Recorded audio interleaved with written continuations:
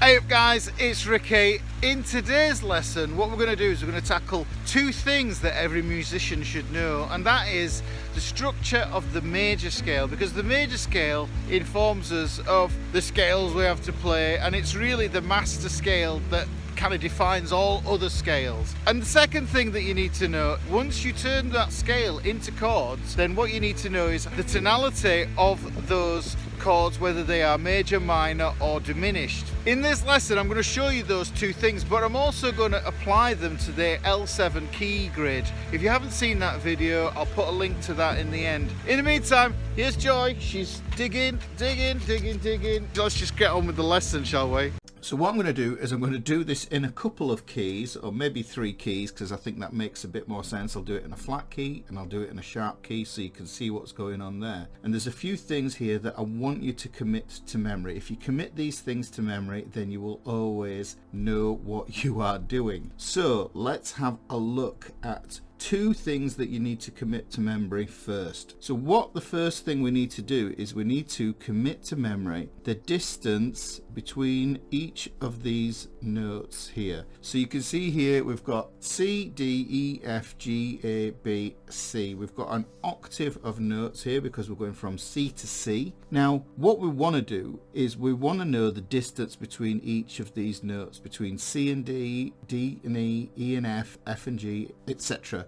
Now if you remember from one of my other videos, how to learn the musical alphabet, something to know straight off the bat is that E and F and B and C are next door neighbours. They're a half step apart. Now what do I mean by a half step? Let's look at this on guitar. I'm just going to draw a string. So if we look here, this is a string and these are fret wires, if we imagine that. And if we were to hold down one note there, you could see that if I press up here on the next fret up, this distance here, that is called a half step, or in the UK that's called a semitone. That's exactly the same thing. So if you think about it, the semitone is interesting because that tells you it's half of something, and the half tells you it's half of something also. So what is it half of? Well, it's either going to be half of whatever this is here. So this is a step, or it's going to be half of a tone. So that means a distance of moving up 1 fret is a half step. So if I move up 2, that's going to be a step. So that gives me a step, or it also gives me a tone. I've got this corner bracket here to denote tones, and I've got this angle bracket to denote semitones or half steps. So if we take this C major scale and we go C to D, that is a tone or a step. From D to E, we get a tone or a step. If we go from E to F, we get a semitone or a half step. If we go from F to G, we get a tone or a step. If we go from G to A, we get a tone or a step. If we go from A to B, we get a tone or a step. And if we go from B to C, we get a half step. So you can see we get 1 1 half, 1 1 1 half. It's up to you how you want to remember this. You could look at it in chunks actually. Sometimes that's a useful way to understand it. But this is the structure of the major scale. This arrangement of steps and half steps, tones and semitones, it never alters for this scale here. This is the major scale, so it never ever changes. Never ever changes. The note names change depending on which note you start on. You have to alter these notes to make your key. These make up the ingredients of that key. So really what we could do is we could just start with that structure: tone, tone, semitone, tone, tone, tone, semitone. Now this is something that you have to commit to memory. Tone, tone, semitone, tone, tone, tone, semitone. And like I say, you could split that into 2. So you could say 2 tones and a semitone, 3 tones and a semitone. It's up to you how you want to memorize it, but there's a few different ways of looking at it. If you look at this visually as well, you can see there's a pattern that forms there. It almost looks a bit like an upside down castle wall, if you want to think of it in that way. And the reason why this is important to know is because what we can do is we can start on another note here. So let me just take, for instance, the key of G. If I've got the key of G here, what I'm going to do is I'm going to put all the notes in, and then then what I'm going to do is I'm going to adjust the spaces so that they match this structure here of tone, tone, semitone, tone, tone, tone, semitone. So G, A, B, C, D, E,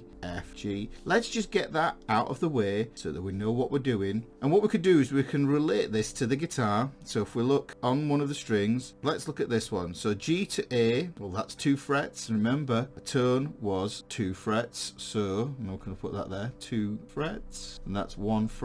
So this is a tone. So that's correct. That's the starting note. And this is the note that we're going to. So that's correct. This note doesn't need any alteration. And what we're doing is we're altering notes as we go up this sequence of letters. So if we go from G to A, that doesn't need any altering. If we go from A to B, is that a tone or a semitone, a step or a half step? It's a step. So does this need any altering? No, it doesn't need that altering because the structure is there. B to C, that is, as we know, a semitone. Look at the diagram. Do we need any alteration? No, we don't. C to D, no, that's a tone as well, so that's fairly easy to figure out. We'll look at the guitar, use the frets on your guitar to help you to do this, and it helps you to learn your note names on your strings as well, so this is a good exercise. And actually you can take this up the strings, and I'll demonstrate that in a minute. So here we've got D to E, that is a tone, right? That's nothing needed there. Now here, look at this, guys. E to F, well, we know that E to F is a semitone. If you think about it, when we look at our fretboard, and remember some of my other videos where I talked about it, we know that we have 2 neighbor notes. We have E and F, which are always a half step or semitone, and we have B and C, which are always a half step. Everything else is a tone or a step. So this is useful information. This is another thing to just commit to memory. Now if we come back to here, we can see that E to F is a semitone, but the structure of the major scale, because it's static and rigid and we can't change it, what we have to do is we have to make an alteration. We've already figured out this note, so we have to move up and alter the note that comes after it, and that happens to be this F. So to make this E to an F here into a tone, I have to raise this F here, I have to move it up 1 fret, I have to move it up in pitch, and I have to make it sharp. So this is where I get my F sharp from. So you can see that F sharp there, and what's beautiful about that now is you can see that this last semitone here is taken care of with this movement here, because this F sharp to a G is a semitone. So now you can see that the notes that you have in the key of G are G, A, B, C, D, E, F sharp and G. If you can do this super easy, then the other thing that I want you to commit to memory, and you add the 2 together, then you know which chords are in each key. You can work it out really, really easy. Let's take another key. Let's look at the key of,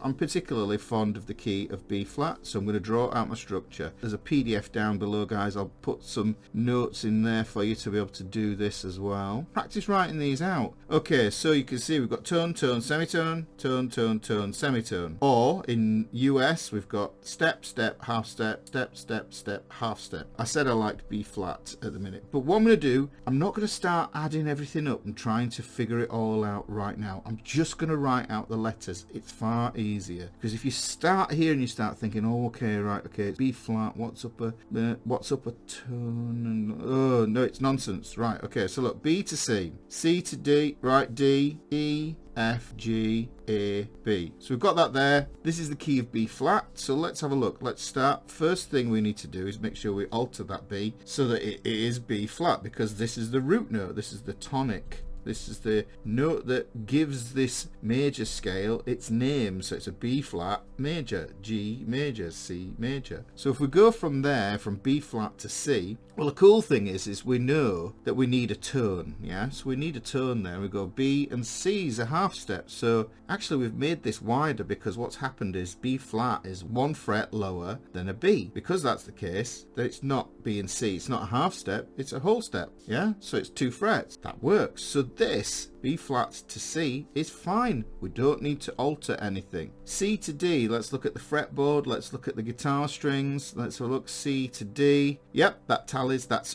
perfectly fine. Now look at this, D to E. Is that a semitone? Well, what we can do is just remember our semitone, our half step notes, our neighbour notes here, D to E. Is that on this list here? No, it isn't. So what we need to do is we need to make this into this distance between this note and this note here, because that's all an interval is, guys. It's a gap between one event and another. That's the way to think about it. So D to E, that's a tone. So we need to make that a semitone by lowering it one. And then what we do is we put an E flat there. Brilliant. Okay. Now, ordinarily, look, E and F, that's a half step, isn't it? Look at that. So it's a half step. And this has changed now. We've got an E flat to an F. And by altering that E to an E flat, what we've done is we've made the distance between the E and the F, we've made that into a tone now, which tallies up with our major scale. So E flat and F, that is the tone. So this is perfect. Yeah, we're sorted. We know what's going on there. F to G, brilliant. We don't need to do anything else with that. That's cool. F to G is a step. G to A is a step. A to B. Right, we could forget this, but you know, we can see this. It gives me an opportunity to show you. A to B is not a semitone. It's not. So what have we got to do? We've got to amend the upper note. So if we take this upper note, and to get that to be a semitone, we'd have to turn it into a B flat. If we turn it into a B flat, you can see that makes sense. That's an opportunity for me to show you that. But what you could have said, duh, Ricky, look at that. The first note was B flat. So that's going to be a B flat as well. You don't get doubles of the same letter value. So you wouldn't have a B flat and a B. You wouldn't have it, because that would not tally up for the key. You'd be adding an extra note in there. Because remember, in any key, there's only 7 notes. 1, 2, 3, 4, 5, 6, 7. 1, 2, 3, 4, 5, 6, 7. 1, 2, 3, 4, 5, 6, 7. Because this note, the last note, is just a repeat of the first note, because that's the octave. So we need to memorize this structure. Tone, tone, semitone, tone, tone, tone, semitone. But let me show you something really cool. This is the next thing that you need to memorize. And I'm going to apply this to all of these keys here. I'm going to take these letters that are discovered here, C, D, E, F, G, A, B. And I don't need to add the C because we've already figured that one out. And we can see that we didn't really need to alter any of those there. Here's as easy as it gets. In a major key, there is a specific type of chord on each of these 7 notes. And we can write these chords down. We write them as Roman numerals. So we do 1, 2, 3, 4, 5, 6, and 7. Now I've got to make some adjustments to this as well, because uppercase Roman numerals, so if we look at that, that's a 1. When I've got these bits on, that tells me it's a major tonality. It means it's a major chord. But if I take that same Roman 1 and I do it in lowercase, that means it's a minor tonality. One of my pet peeves, and let me just have a little rant at the minute, if somebody writes the key out like this, that to me looks like all the chords are major, because it's got these, I think they're called serifs on the top. If somebody wants to tell me what they are in the comments, that would be great. So they put these on here. Doesn't give you any information. You need to retain any scale information that you can inside the things that you write down. You need to retain as much information as possible. So this doesn't give me any idea, but this way of doing it, it actually does. Now if I look at this, if that's major, so look, C major, brilliant, we're okay, we don't need to make any adjustments on this. D, and then we've got lowercase, so the lowercase is telling me that it's minor. So look, oh hang on, I have to alter this, so that tells me that the second chord, chord 2, is D minor. Look at the third chord here. This third chord, is it major or minor? Yep, it's minor. Chord 4, that's major. Chord 5, that's major. Oh, chord 6 is minor. Now chord 7, it looks like minor, and the reason is because it has a minor third. And if you haven't seen my video on triads, you need to look at that one up there, and I'll put it in the end of this video as well. Chord 7 is an odd one. This chord is diminished, so what we do is we just put that little degree symbol up there. Now that is really cool. So what I'm really doing here is I've memorized the tonality of these, and here's what you need to remember. We need to remember that it always goes like this: major, minor, minor, major, major, minor, and diminished. Does that make sense, guys? Look at that. So if you see that there, that is what you have to memorize, this sequence here. By memorizing this major structure, it helps you to figure out this tonality C order as well. Now the reason this is useful is because if we look at this is the first chord. Look at chord 1, chord 4 and chord 5. What do you see that they have in common? They're all major chords. If we look at chords 2, 3 and 6, we can see that those are minor chords. And then if we look at this weird one at the end there, that's the diminished chord. Now this is really important because when we want to think about chords, the 1, 4 and 5 are called the primary triads. So that's the primary triads. And if you think about the minor chords, then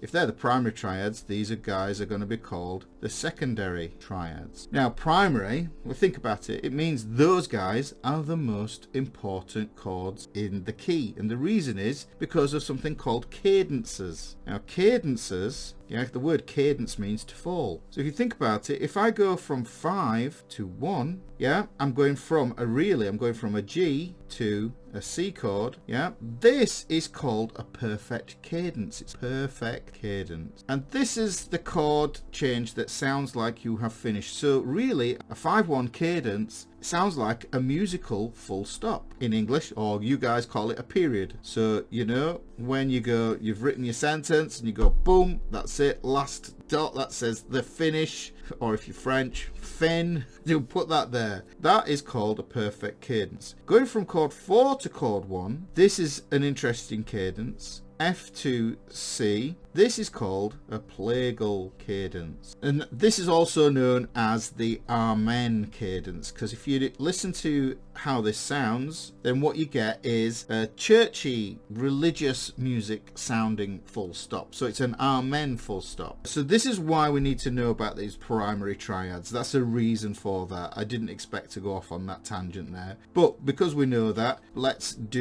work this out with these other keys here. So we've established the major scale structure of tones and semitones, which is tone, tone, semitone, tone, tone, tone, semitone, or step, step, half step, step, step, step, half step. Got that there. Let's apply this idea here then to these other keys that we already worked out. Let's look at the key of G, and we can work this out for all the chords, guys. So let me start with the structure: tone, tone, semitone, tone, tone, tone, semitone. Let's start with the key of G. Right, because we've got this here, we've committed this to memory. We know that we're going to have chord 1, which is major, minor, minor, major, major, minor, diminish, and we go back to chord 1 there. We can put that on there. G, A, B, C, D, E. Remember, we worked out that that was F sharp by using that there, and then we're going to go to that G there. We're just repeating chord 1 there. But let's carry this information over, because what we're doing is we're remembering major, minor, minor, major, major, minor, diminish, and then we've got chord 1. So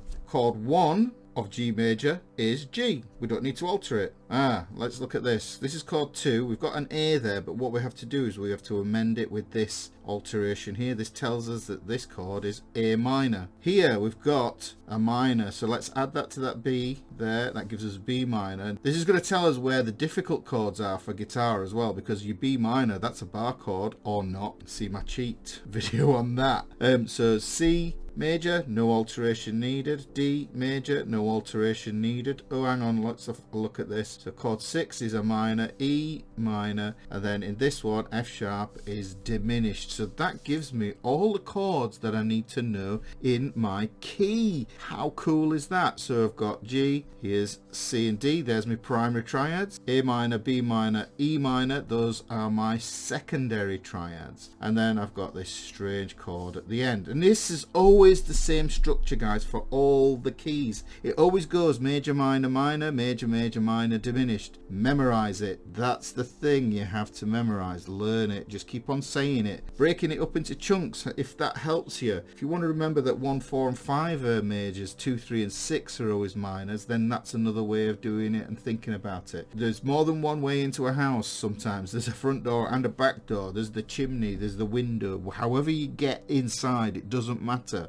Let's look at B flat now. B flat. Okay, so now what I can do, because I've worked this out here first, I don't even need to add all this nonsense here. So I'll just go B flat, C, D, E flat, F, G, A. There you go. I've written all 7 out. And what I need to do now is I just go major, minor, minor, major, major, minor, diminished. I didn't need to do all that extrapolation to get to that information there, guys. It's a super easy way to work out what chords are in the key that you are playing in. For guitar, this is super information because this ties in with the grid. Remember, if we take this here, we've got as major chords here. So we've got primary triads are B flat, E flat, and F. Super. Right, okay, well, how does that apply to the grid? Remember the key grid? If you've not seen the key grid video, this is part of this whole way of looking at how you find your chords. Now, as this is the E, A, D, G, B, and E string here. If we look at this, what we can do is we can see that the way that this always works is 1, 2, 3, 4, 5. Remember those Roman numerals? Look at those Roman numerals. This is how the grid works. Look, chord 1, chord 4, chord 5. Oh, look at that. So what happens is this is tying in with that key grid. There are my major chords, 1, 4, 5. That's useful if I want to play a cadence. Look at this, 2, 3, and 6. Look at this one, 2, 3, and 6. Do you recognize this? There's the L7 key grid. But let's draw this grid out again. But because we know that this is where these chords fall, what we can do is we can take this information and we can add that to it. So we can go, okay then, so if we have B flat there, we know that's chord 1, chord 2, chord 3, chord 4, chord 5, chord 6, and chord 7. We take that one there. We know that B flat is chord 1. Well, where's chord 4 is E